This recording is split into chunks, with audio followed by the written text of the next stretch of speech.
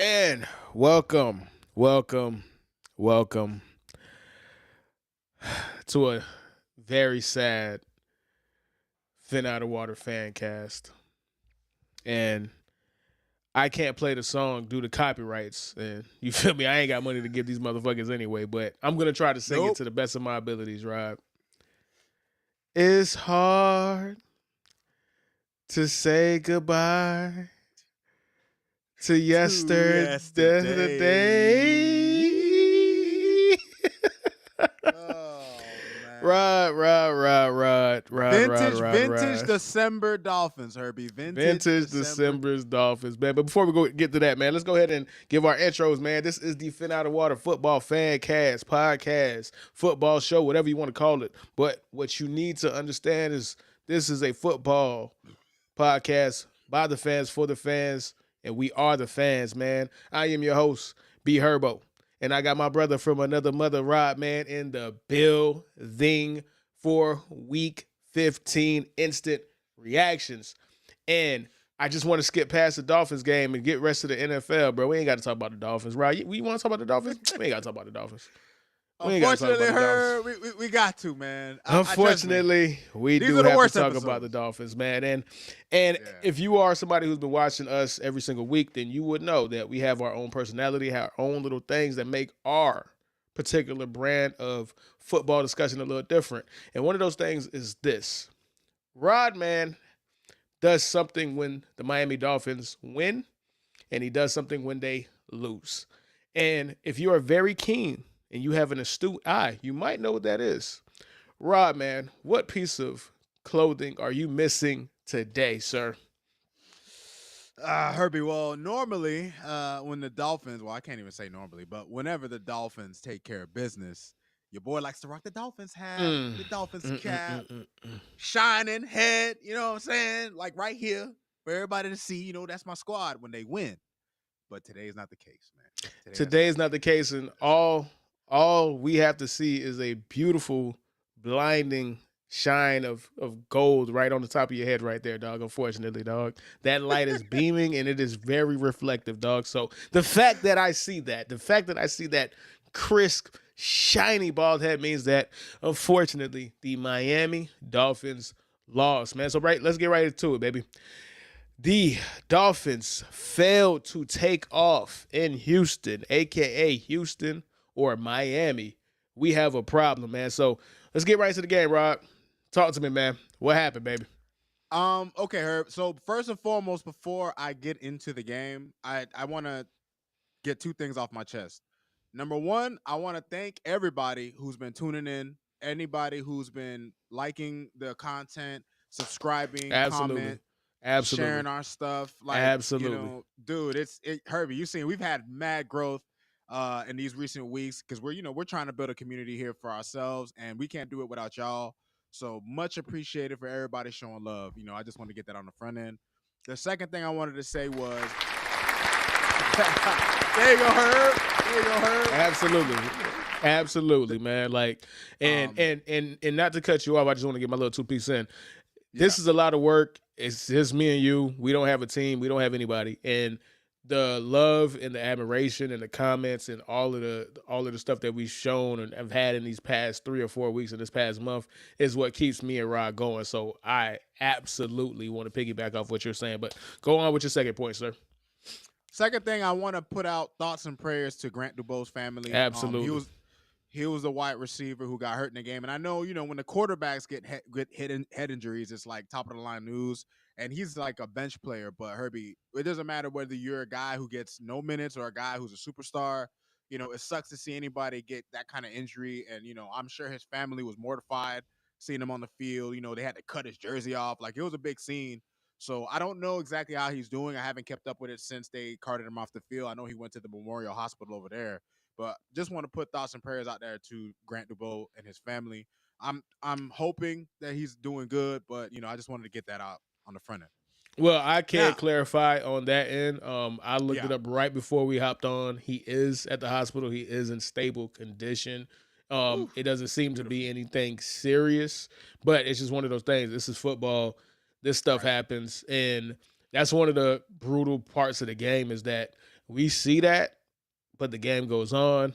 People cheer, people cry, people after it happened, like it never happened, because there's still a football game to be played, and that's the unfortunate aspect of this. But there's no way to not. This is just It's part of the game. unavoidable. It's It's unavoidable. unavoidable. Yeah, it's unavoidable. You can put any kind of rule, you can put any kind of uh things or any kind of structure in. This is gonna happen. We see it probably once or twice a week at this point.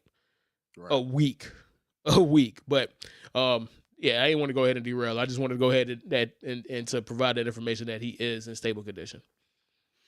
All right, Herbie. So now that I got the pleasantries out the way, Yeah, yeah, so I'm gonna do something a little different here. I'm gonna say some brief words about the Texans first because it takes two teams to play the game, and then I'll get absolutely. into the meat and potatoes. So I'm gonna start with the Texans offense, and then we'll scale to the defense, which will lead us into Miami's offense.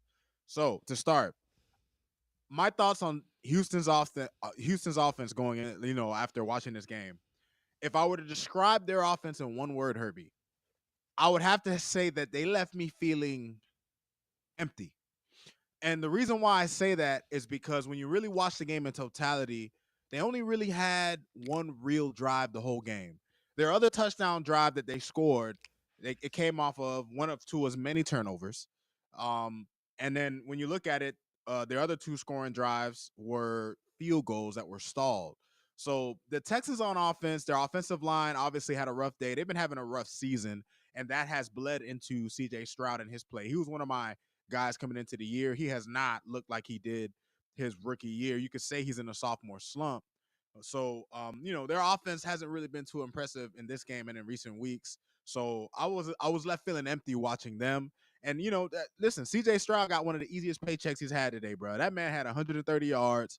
He didn't have to break too much of a sweat. Like he took some sacks because the Miami's defense held Houston's offense in check for a decent amount of the game. But for the most part, their offense didn't impress me. You know what I mean? Like going into the playoffs, I wonder how they're going to do against steeper competition. Now, on the flip side, Herbie, Houston's defense coming in, they're a defense that was to be reckoned with, right? They came into this week being second in sacks, second in takeaways. They have one of the best pass defenses in football. We saw what they did to two teams that play today in the Bills and the Lions. Jared Goff threw 5 interceptions. Uh, MVP frontrunner Josh Allen looked like a pedestrian quarterback. I knew going into today that this was going to be a tough assignment, and it showed today. Their front seven was all over our offensive line. D'Amico Autry had a play where he made Liam Eichenberg look like he didn't even belong on the field. And Liam Eichenberg, I'll get to him when we get to Miami's offense. Kalen Bullock, the safety, made several plays. Derek Stingley Jr., Derek Stingley Jr. That man had Tyreek Hill on Shutter Island, bro. Straight jacket. He just had Tyreek Hill in the straight jacket all game. He might have had as many catches as Tyreek Hill from Tua. Like it was just their defense had sticky coverage all day. Early in the game, Herbie, if I can't count how many times Tua dropped back and he was just scanning the field and had to check it down. They had great coverage on our receivers all day long. They made us earn every freaking yard, every inch. And I just wanted to give my props to them before I go on to the Miami offense because they had an impressive day and they've been a pretty good unit all season long. And it showed today. Um, with that being said, Herbie, speaking of their defense, I got to go to Miami's offense, Herbie. And I guess, none of us got the memo. You know what I'm saying? There was a memo that was issued before the game. So, Herbie, I'm going to explain that memo to you. Apparently, Tua was going to come dressed as Santa Claus. He was going to wear the red suit, he was going to wear the white beard, and he was handing gifts to the Texans defense, Herbie. That's like we didn't get that memo, but we got to see it play out during the game, okay? Because Tua definitely had his best fucking bad Santa impression today. And listen, since he's been back, Herbie, he's been playing great. This unfortunately, a game like this is gonna get rid of all the goodwill he built up, and I'm gonna explain why in a second. But at the end of the day, Herbie, Tua has played well since he's come, and I've given the defense a lot of grief. The defense today, Herbie, they didn't play a great game, but they did enough to win, Herbie. You hold the Texans to 20 points. You at the end of the day, you get a turnover that set us up for scoring position, but Tua gave it right back. You have 4 sacks, 2 from Chop. You had 1 from Anthony Walker, 1 from I believe Sealer. You know what I'm saying? So the defense made plays. The defense kept us in the game up until Tua's final interception. Herbie, I'm the type of guy. Listen, I have the players that I like. Everybody has their biases, but when it comes to this game of football, Herbie, you know how we do. We're gonna call it how we see it. And Herbie, Tua had about as bad a game as I've seen him have. And I'm not a person who's gonna overreact to a player having a bad game here and there. But here's the problem, Herbie. See, I'm a fair person, and I like to look at an entire body of work. Right? That's how you judge someone, right? So you don't just look at the bad and the good. However, there's a certain thing called history, and there's a precedent that Tua has set for himself since he's been in the league since his rookie year. This game that we saw against Houston Texans, we've seen this game before, Herbie. We saw it against Buffalo his rookie year, a win and get into the playoffs. We saw it against Tennessee his second year, a win and you vault yourself into playoff positioning. We saw it against the 49ers and Chargers. We saw it against the Bills to win the division last year. Herbie, at the end of the day, Tua is a talented player and quarterback in his own right. He's not a big arm guy, but he has skills that can present themselves in the league. However, at the end of the day, these are the games. You listen, having a bad game, everybody has a bad game. Every quarterback in the league this season you pick out, they had at least 1 or 2 bad games. It's not alone him. However, it's the timing. It's the moment. It was what was at stake. The Dolphins had the playoffs on the line. Now, Herbie, I'll be honest with you. After we lost to the Packers, I was already like, I didn't have any real I wasn't truly hopeful we were going to run the table. This team in that game showed me that they weren't going to do that. But at the end of the day, this game against this team, Houston, a division leader, a team you needed to beat in order to go on a run, a speculative run, this was a team you needed to beat. This was a team that you needed to win against. This was a litmus test. And the Dolphins failed. Tua failed. And it's crazy because I don't even blame Tua for the first turnover, the sack fumble. He should hold on to the ball. He's had a fumbling problem in the league. But the offensive line gave him no chance on that play. D'Amico Autry completely trucked fucking Liam Eichenberg. The offensive line completely collapsed. So on that play, I wasn't even that mad about that play. But Herbie, the interceptions, the picks, first of all, he should have had 4 picks because there was one that was dropped earlier, and then they ran the same coverage. And they had Kalen Bullock as a robber again, and Tua threw it right to him. He had already gotten fooled by the coverage before, and then he threw it right to him, Herbie. All right. This is that time of the episode where you're revving hot. I gotta uncrank the engine. That engine is leaking oil. That thing going this and this. It was a wild bore right there, man. That's a wild steer right there, man. You are revving hot, man. So let's slow it down. Let's recalibrate and let's reorganize the discussion.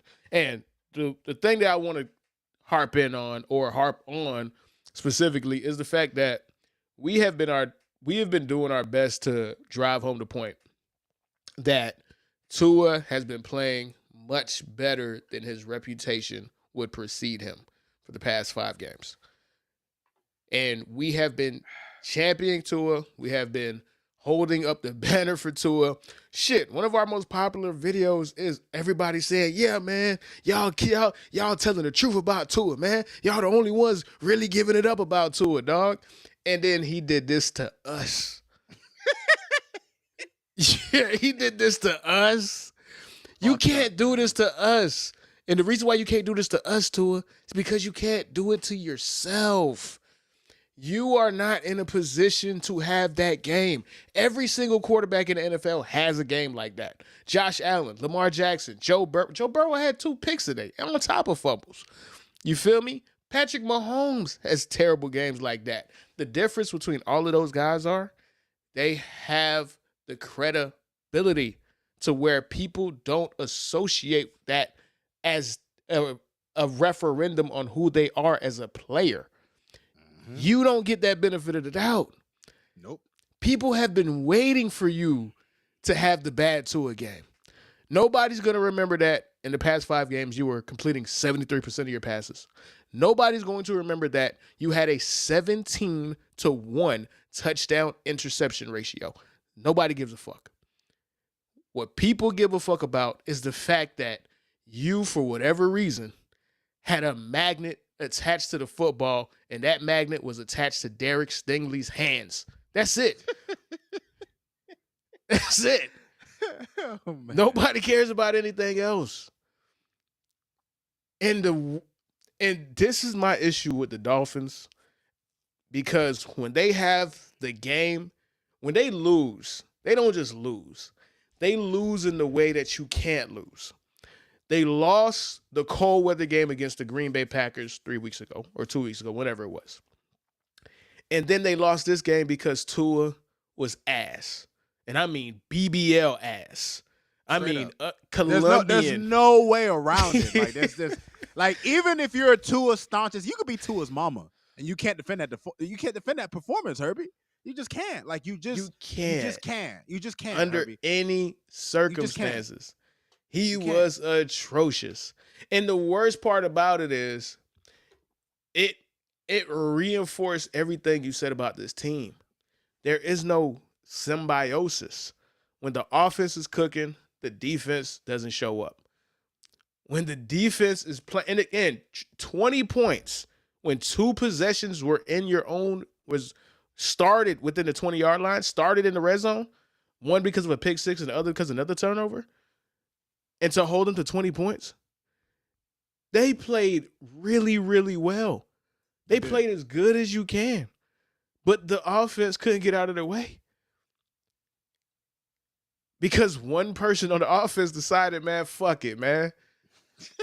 It's for free for everybody. Tyreek down there somewhere. He's somewhere down there, man. He's somewhere down there. Your teammates wear white, orange, and teal, not deep navy blue and red with white trim. You've been playing football a long time, since Pee Wee. You guys normally don't wear the same color. It's not like you guys were both white. I could be like, all right, both teams had white, or both teams had similar colors. You feel me? It happened. No, they didn't look anything like y'all out there. You were throwing it directly to people. Dude, and that first interception, man. Herbie, I was watching it. I was in shock because Tua hadn't done shit like that all season. So it was just like what is this?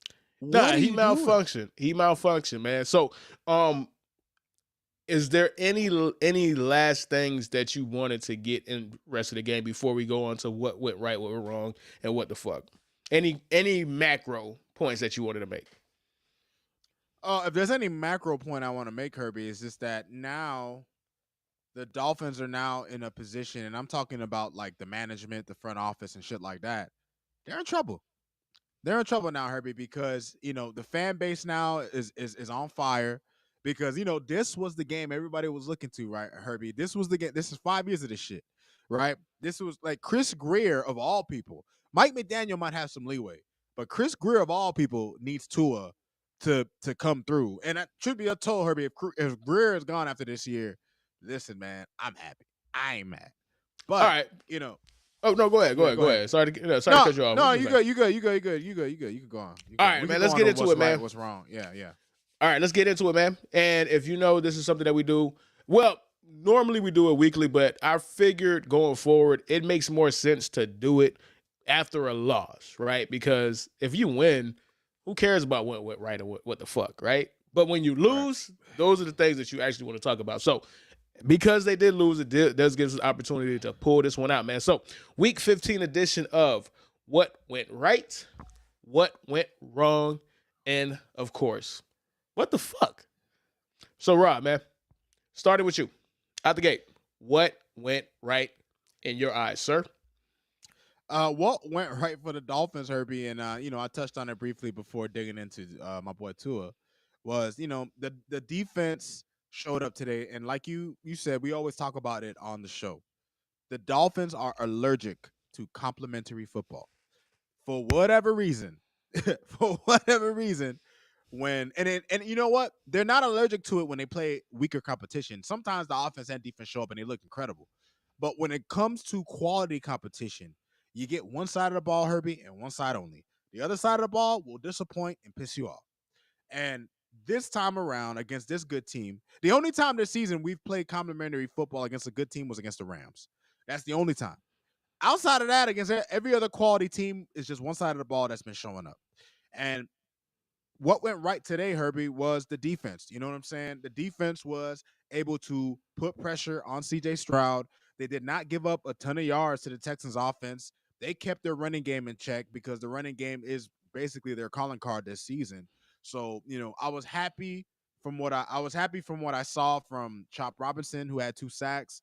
I was happy from what I really saw from the front seven. The defense was able to make plays. They had a turnover. I think CJ Stroud had like a bad snap, and we recovered it, and they put us in great field position. Ended up being a turnover that went all the other way. It was almost a pick six. Almost a pick six. It might as well That have been was a pick six, that honestly. was crazy too. Come on, man. That was Yeah. Oh my God, Herbie. Like when I saw that play, I couldn't believe it, dog. I was like, what are you doing, oh man? my But god, man. when we talk about what went right, Herbie, the only thing to me when I'm thinking just fresh off watching the game, not having seen any film, just instant reactions, right? My instant reaction is that the defense, they didn't play a great game, obviously, but because they gave up a 35-yard run that set up a touchdown when they had a fourth down, when they could have had a fourth down stop, and that would have helped us out big time at that point in the game. But for the most part, I'm not gonna put any blame on the defense because they kept us in the game from the start all the way until Tua's final interception. All right, man. So it is too easy. It's a slam dunk. It's a messy pass. It's a Chris Paul layup, bro. We're not even gonna. Tua's not. Tua is disqualified from an answer. So aside from Of course. Tua, Oh, yeah, no. what went wrong? So what went wrong for the Dolphins, Irving, is what's been going wrong for weeks. The Miami Dolphins cannot run the football.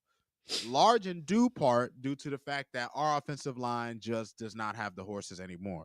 Now we're down 3 tackles, Herbie.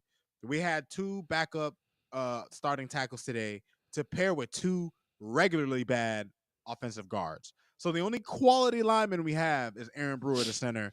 Everybody, and Patrick Paul's a rookie. We don't really know what we have in him yet. He's looked all right ish so far. But for the most part, Herbie, the offensive line just continues to be a big issue. And I know for all the people listening, I'm not using the offensive line as a scapegoat for Tua's play because I have a spot for Tua. I wasn't gonna put Tua in what went wrong, believe me. So when it comes down to it, Herbie, is I've seen there were just too many plays, Herbie, where Liam Eichenberg is just getting destroyed by someone like D'Amico Autry or one of the other pass rushers for Houston. Bad penalties, holding calls, false starts, like a false start at the end of the game. Like it's just Liam Eichenberg, Robert Jones, who also had penalties in this game, who also played poorly a good portion of this game. Herbie, with the offensive line that we have, if you want to establish a running game, especially when you're playing up against a good team, a team with a stingy secondary like the Houston Texans, you do not want to have to play one-dimensional football. One-dimensional football is not ideal for any quarterback, Herbie, no matter how good or great they are. You want to be able to at least get something going in the run game, and we continue to be unable to do so because our offensive linemen can't get any push. You have guys like Jonnu Smith missing blocks that could lead the guys to touchdowns like Devon Achane.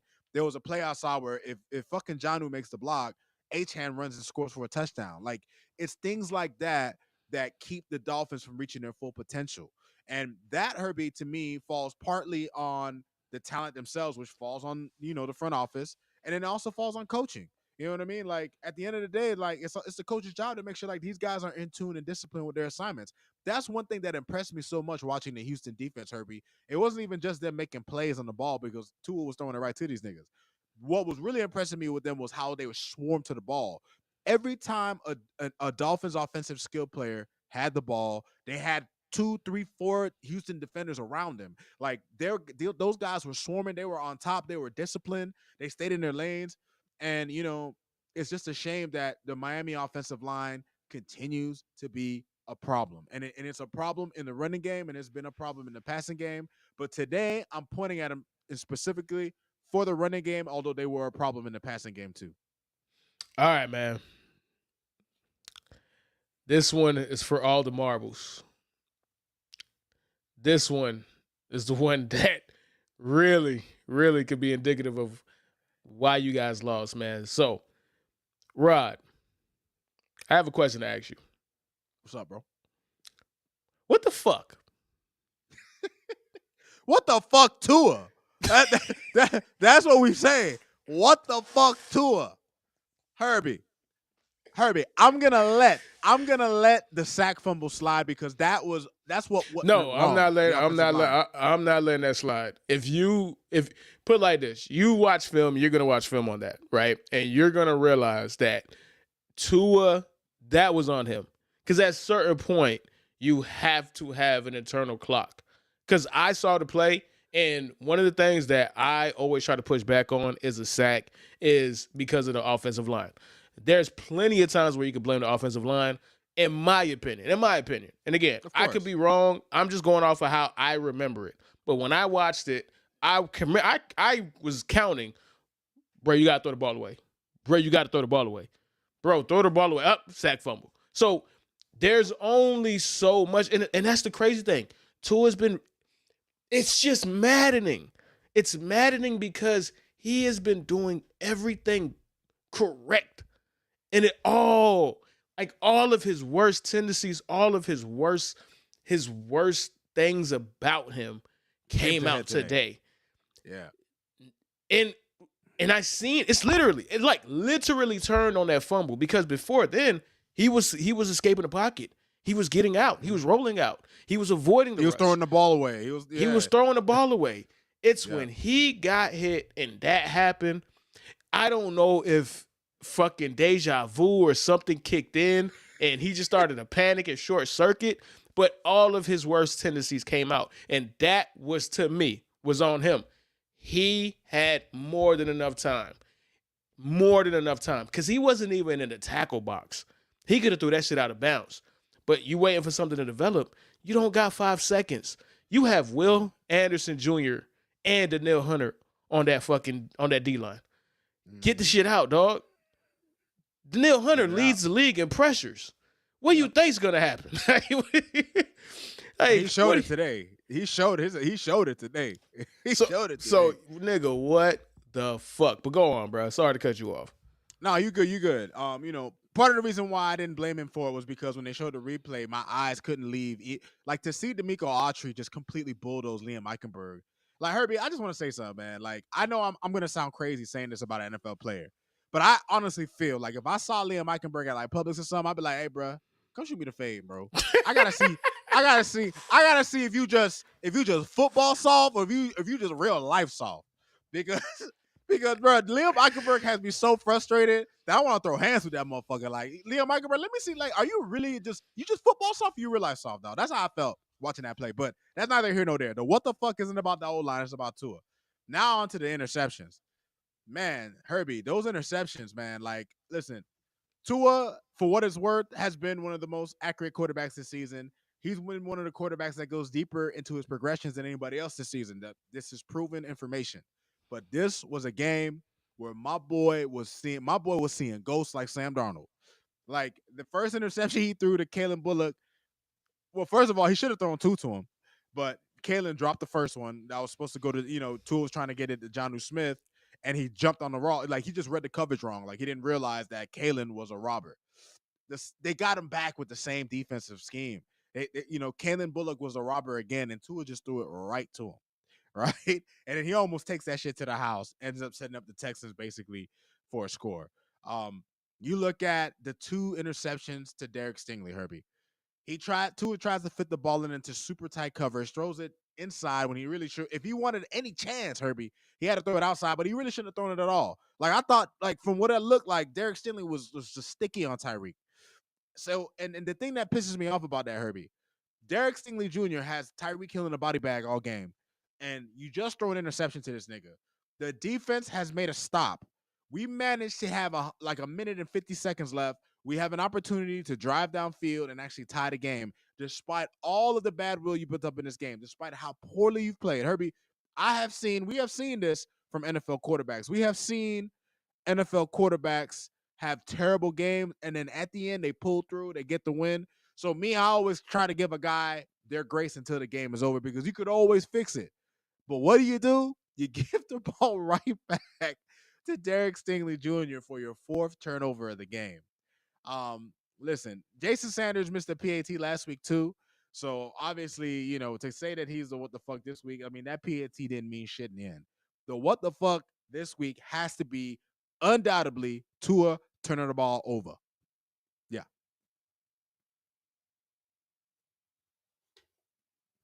Tua turning the ball over. Hopefully, that's not going to be a recurring theme, and he is not going to end the season being on what the fuck again, man. But let's go ahead and transition over because there's two people that we have been defending on this podcast. One was Tua, and we devoted enough time to defending Tua, but giving him his accurate lashings and giving him the accurate criticism that he deserves. You feel me? If anything, we're going to be trying to be objective, right? But the other person that we have to start having conversations about is his head coach. A man by the name of Mike McDaniel, South Beach Mike. You feel me? Collins Ave Mike. You feel me? Lennox Avenue Mike, as they call him, man. But things happen fast in the NFL. Things change in the NFL very quickly. How people view you changes very fast in the NFL. He went from a quote unquote genius, the future of the NFL, the quote unquote savior of the Miami Dolphins, I should say, man. And I got to tell you this, man. All that shit is not how Miami Dolphin fans feel about him right now. So I want to debut a segment, and I really want to get some sounds for it, dog.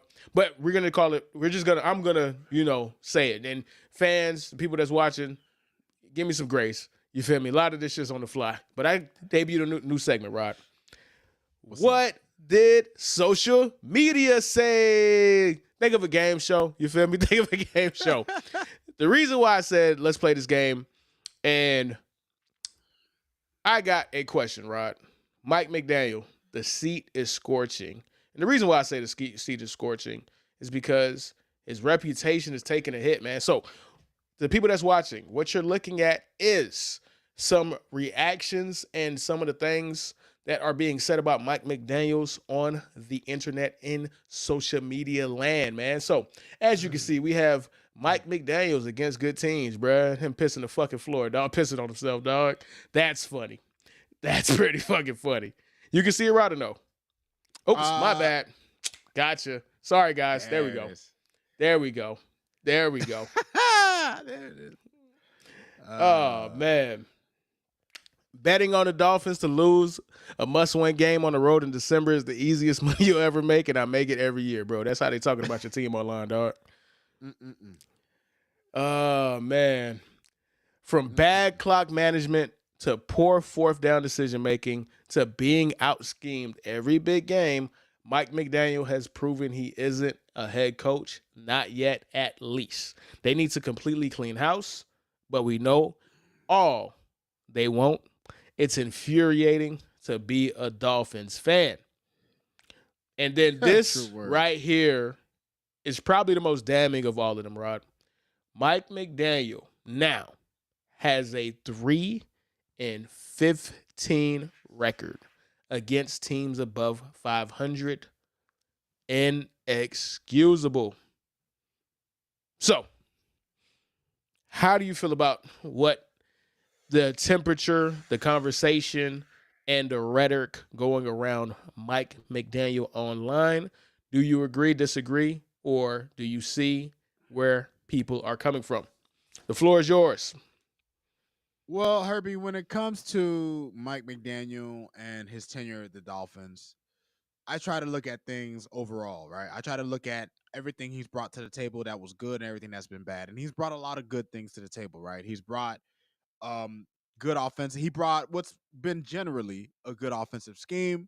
He was a pioneer bringing Tyreek Hill here, yada yada yada. But there is something to be said, Herbie, that when it comes down to it, when the Dolphins are up against the upper echelon of the league, when the Dolphins have to play against top competition, I mean his coaching leaves something to be desired, Herbie. like people have mentioned, Herbie, there are times where the play calling is extremely frustrating. At times, Herbie, the clock management leaves you like, what the fuck? The amount of times that we have to call timeouts because the play clock's going down because they haven't finished getting the play call in, or just I don't even think Mike McDaniel's ever won a challenge, Herbie. I think almost every time he challenges it, he makes it. I think he might have won one in like 4 years. Like he's just at the end of the day, there are things coaching wise, Herbie, that leave a lot to be desired. And maybe the most damning thing about Mike McDaniel, Herbie, is maybe the fact that maybe the culture that he brings is too lax of a culture. Like when people talk about the Dolphins being a soft football team, I mean, you're gonna look at the head coach for that, right? Like you look at a team such as the Detroit Lions. Their identity is the identity you want as a football fan and a football team.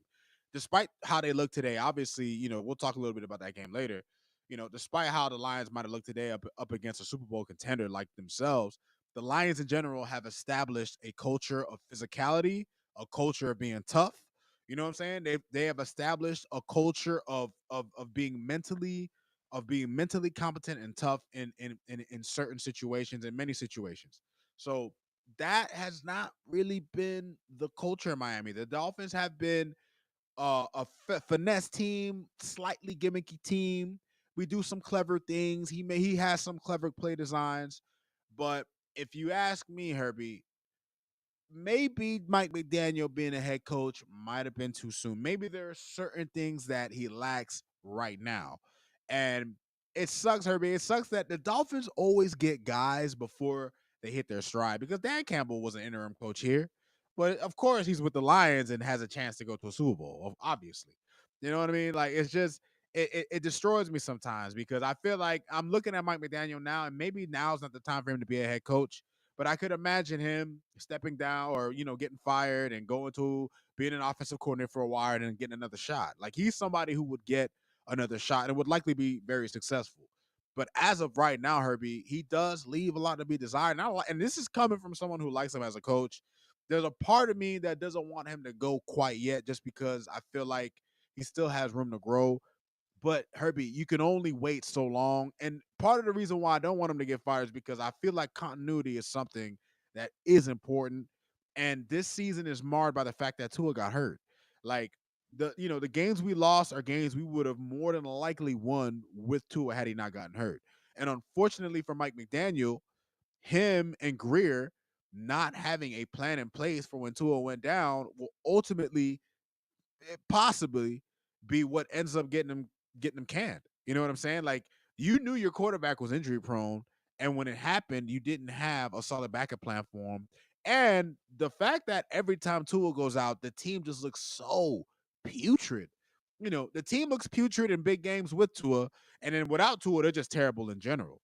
So when you put all these factors together, you put together the fact that he's 3-15 against winning teams. You put it together that we're 0-2 in the playoffs with him as a head coach. Um, Mike McDaniel has shown that he is at best a competent head coach, but is he the head coach that could truly get you over the top? That remains to be seen, Herbie. And as of right now, if that question is going to be answered, it won't be answered until next year. But as of right now, Herbie, I see that the seat is hot, and I can't be mad at the fan base because obviously at some point you want to see a guy grow, and Mike McDaniel still shows some tendencies he showed his first year as a head coach. He still gets too cute with the play calling at times. I understand that he probably feels like he can't rely on the running game because of how bad the offensive line can be and has been at times. But sometimes you just got to play football. Sometimes it's just not about trickery and doing clever screenplays, and like sometimes you just got to get your guys to just fucking get on the field, man up, and just go at teams. Like that is effective. And the Dolphins were doing that earlier. Like when Tua first came back against the Bills, against the Cardinals, we saw glimpses of that. It felt like we were turning a corner. And then a couple injuries happen, and he goes right back to being cutesy, gimmicky. And you see what happens with that, Herbie, against the better defenses in the NFL, against teams that could really give it to you, that match that offensive talent. It's going to take more than just being clever with your play designs and the players that you have. It's going to take more than that just to win. And it's unfortunate, Herbie, but listen, if Mike McDaniel gets fired, I'd just be sad just for the simple fact that I feel like he has potential to be better. But at the end of the day, it's a business, and people listen, Herbie. The clock is ticking. You give a guy 3 years. He did go to the playoffs his first 2 years. He's not making it this year because his quarterback gets hurt. You know, it's only going to get louder, Herbie. The banging, the noise, the chatter, it's only going to get louder, Herbie, because he's not getting it done as the head coach right now. It's just simple as that. All right. I'm gonna make one point before we transition over to our around the NFL segment, right? And the point that I want to make is this: I hear you about the quarterback stuff, but I seen Matt LaFleur win 2 games with Malik Willis, dog. No, but that was the point I'm making. It's the fact that he can't he hasn't shown that without his starting quarterback he can do anything. Like the team just completely falls flat, and that's an indictment on him as a coach. Absolutely, man. But before we get into our next segment, though, I just wanted to show you this, bro. This is so funny, bro. It says Jameis Winston brain 5 to 6 times a game, bro. This is fucking hilarious. Yo, they had to take Jameis out, man. They had to get Jameis out of there, man. They had to get him out the paint, bro. Like, it was fun while it lasted, but that man he cannot play football at a professional level anymore, bro. He just does not give a fuck, man. He's cooked, bro. He's cooked. He's funny, man. And not for the right reasons, dog. All right, man. So around the NFL, I guess we could blitz through these, and then we get you to your red zone watch, man. So Bills, Lions, Eagles. Oh my, man. So what was your biggest takeaway from the Lions Bills game? Then I'll go ahead and give mine. My biggest takeaway, Herbie, from the Lions Bills game, and on a day where the Dolphins are so terrible, is Josh Allen he's gonna be the MVP, Herbie. Yeah, he is. He's gonna be the MVP, Herbie. He had last week, even in a loss, he had 6 touchdowns, 3 rushing, three passing touchdowns. First player in NFL history to do such a thing. He's taken down the undefeated Chiefs, and he made sure they had at least 1 loss. He's beaten, in Detroit, a hot Lions team that even with the injuries they have on defense, which obviously I think played a factor into why the Bills were just moving the ball so easily on them.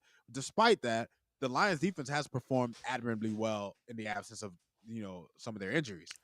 But, they have 17 people on IR. They lost 2 more people today.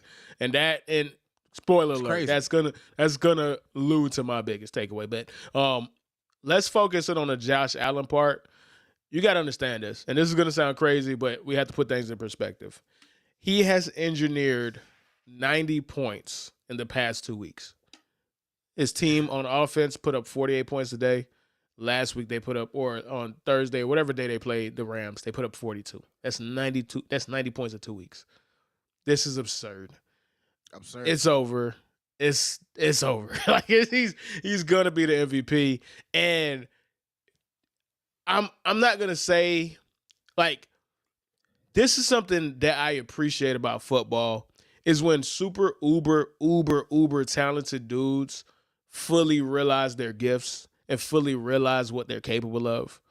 And we are seeing Josh Allen come together. All the tools, the clay, the Lego blocks, whatever you want to say, it has been put together.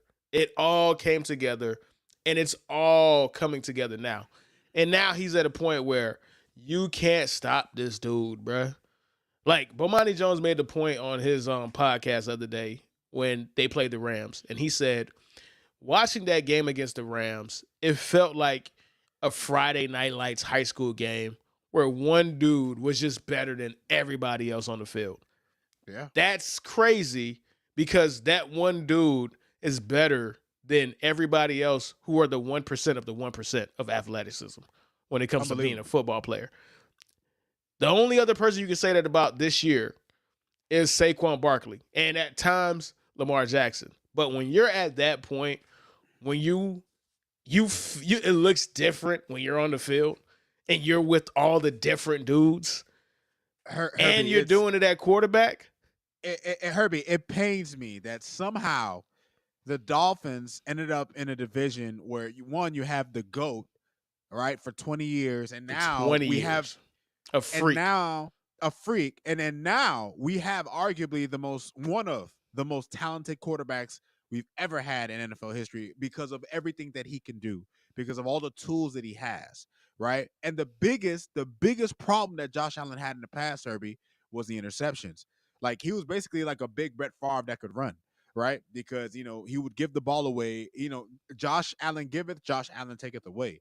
But he's cut down on the turnovers this year, and you see what he can do. He's been smarter with the football, and because he has evolved to this point as a passer, when you add his athletic ability, his physical talent, it's something to behold, Herbie. Like, listen, I'm a Dolphin fan. I want to see the Bills. I want to see the Bills lose.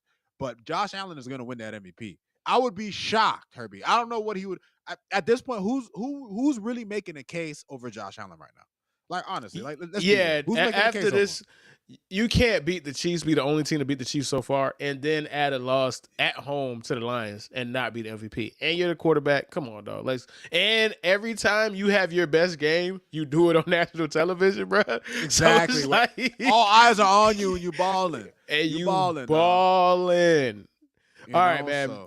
So So enough praise for that fucking AFC jackass. All right. At the end of the day, fuck him. All right. You feel me? I'm adopting y'all boys, man. I'm adopting these feelings, dog. This feels fuck crazy, the Bills. man. Fuck the Feel me? Bills. All right. My biggest takeaway from that game on the Lions side is I don't know if they could win the Super Bowl, but I also don't know if any team in the NFC is good enough to beat them.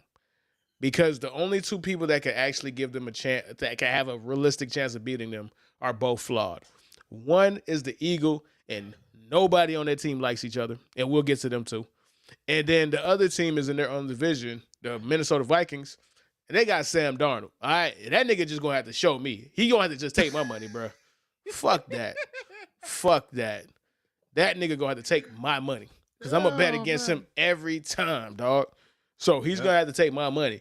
And then some people might say the Rams, but you saw what the Rams did on Thursday, bro. Put a fucking 12 points, dog. I don't take them as a serious threat. Now, granted, that Lions defense might be chopped liver. I mean, yeah, the Lions defense might be chopped liver and perfect for a Rams team to take advantage of, but I still think it will come down to the Eagles and the Vikings. And I don't think either team is good enough to beat the Lions. The Lions should make the Super Bowl, but I think the Ravens beat the Lions in the Super Bowl. I think the Bills beat them again if they play them in the Super Bowl. The Chiefs. I think the Chiefs, even though it bothers Herbie, me to say the Chiefs. The Chiefs are one of Herbie. I want people to put this in perspective. You could make an argument that the Chiefs are the worst 12-1 or 13-1 team we've ever seen, and I say that because I've never seen a team be so good and look so bad doing it. Like the Chiefs, if it wasn't for the fact that the Chiefs have cachet, like they're back to back, they've won the past 2 Super Bowls, so we know they won back to back Super Bowls, so we know what they represent, right? And they're going on the 3-peat and they have 1 loss, so you should be impressed.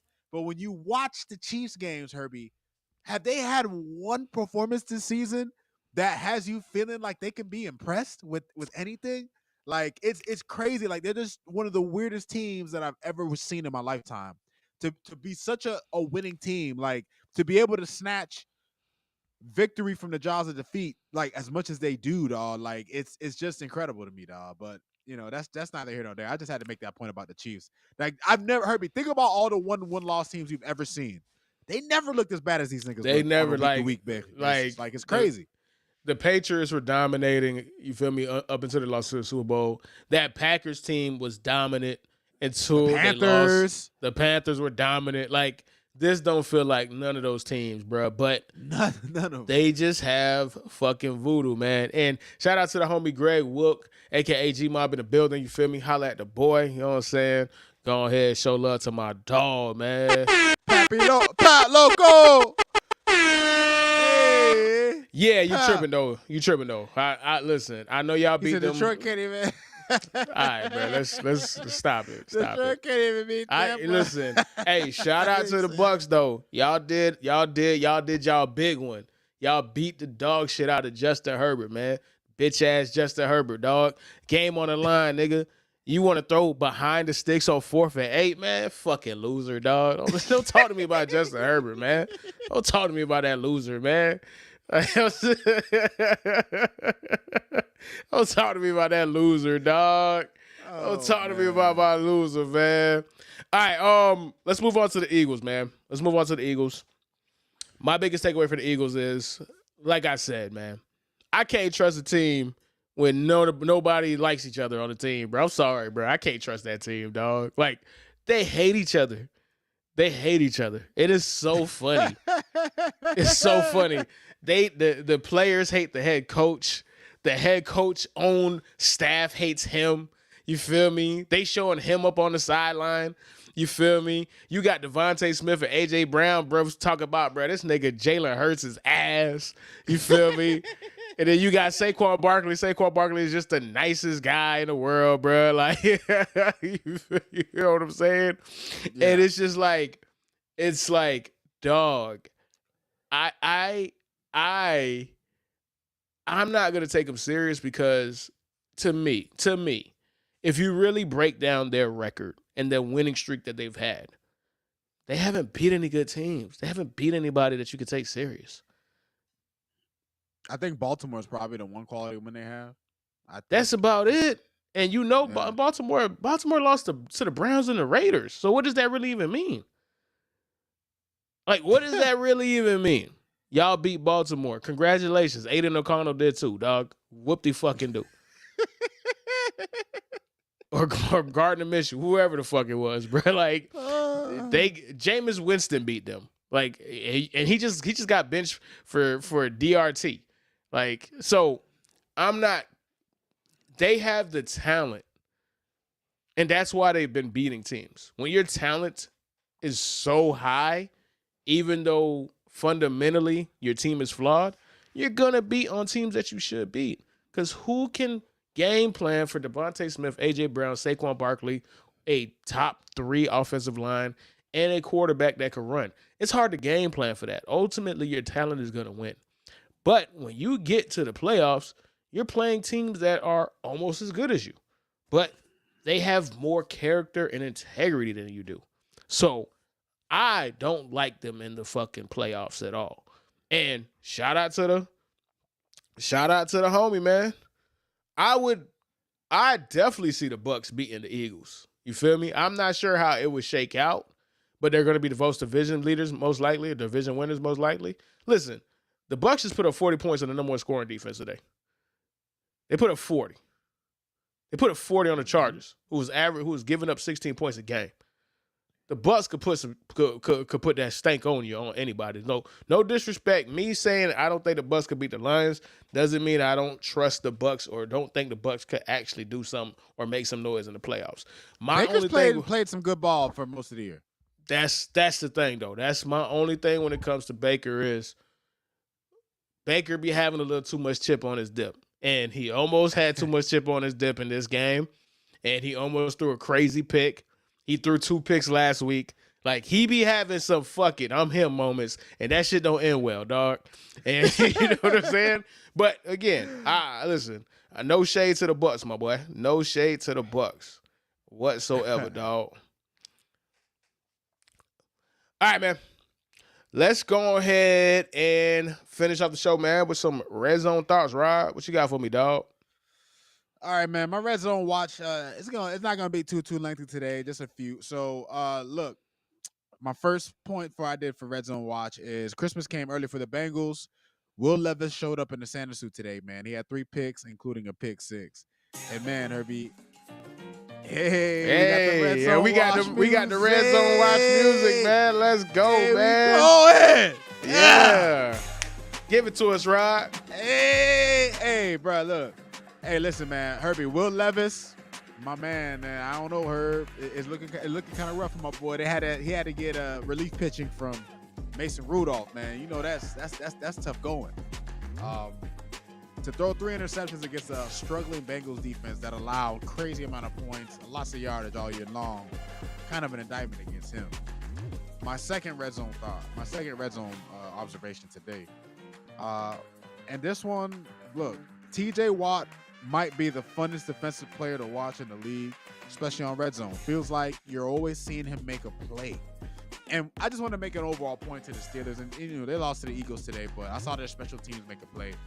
And I just think, TJ Watt probably is going to be defensive player of the year.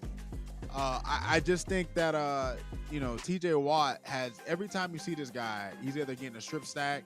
He's always making a play. He's always around the football, Herbie, making plays, getting a tackle for loss, destroying fucking offensive linemen, destroying quarterbacks. God, man, he's one of the funnest players to watch in the league, and you never get tired of watching him. Herbie, my third red zone thought, and we just talked about the Eagles, but I just want to make this point for me. It annoys me to no end how good the Eagles D looks with Fangio as the coordinator. Things like this make me wonder what's wrong with the Miami organization. Chris Greer has to go. Herbie, for all for all what we talked about with the Eagles, we know what they represent on offense with their offensive line, their running game, their receivers. They're talented basically at every corner. On defense, Herbie, their defense has been spectacular really since the start of the season. They started slow, and then once they hit their stride, they haven't looked back. And they have Vic Fangio as their defensive coordinator, Herbie, a guy who was our coordinator for 2 years who didn't really do shit with us. And I just wonder, Herbie, like, what's so wrong with the Dolphins that a guy like Vic can go to another team and his system has success? Oh, maybe it's the talent. Maybe it's who the GM is bringing in, who he's signing. I'm looking at you, Chris Greer. Your days are numbered. And my final red zone thought of today, I didn't have too many big ones today. My final red zone thought is about Detroit. Goff throws a touchdown to offensive lineman Dan Skipper in the game against the Bills. The Lions, regardless of how the game turned out, are the most fun team in football, hands down. Herbie, if you're an offensive lineman, you want to be drafted by the Lions, Herbie, because they're going to get you on the scoreboard, dog. That's probably the second or third offensive lineman touchdown I've seen this year from these niggas alone. And Dan Campbell's got to be one of the funnest, and Ben Johnson, the offensive coordinator for him, they got to be two of the funnest people you could ever play for in this big league of football. So that, for this week, concludes my red zone observations. I like the music, too. I like that music. Yeah, man. Shout out to Red Zone Watch, week 15, man. Brought to you by nobody because we need some fucking sponsors, man. So anybody want to sponsor the show, holla at your boy, man. We need some sponsors, man. Holla. Yes, we definitely need some sponsors, man. So, any last things before we want to get up out of here, Rod? Listen, man, I think we covered all the bases today, my friend. All the bases that we did, man. So I want to say, first and foremost, everybody who is locked in, who's watching the show, we appreciate you. We appreciate the comments. We appreciate the subs. Make sure you like, comment, and subscribe to the YouTube channel. You feel me? That is for the algorithm. Appreciate y'all. That is the only way to actually grow this channel. So please do that. You feel me? It will be more than appreciated, man. But we appreciate everybody that's rocking with us because we are rocking with y'all, and we do this for y'all ultimately, man. So week 15. Miami Dolphins Phin Outta fan cast is out, man. See y'all next week. Deuces.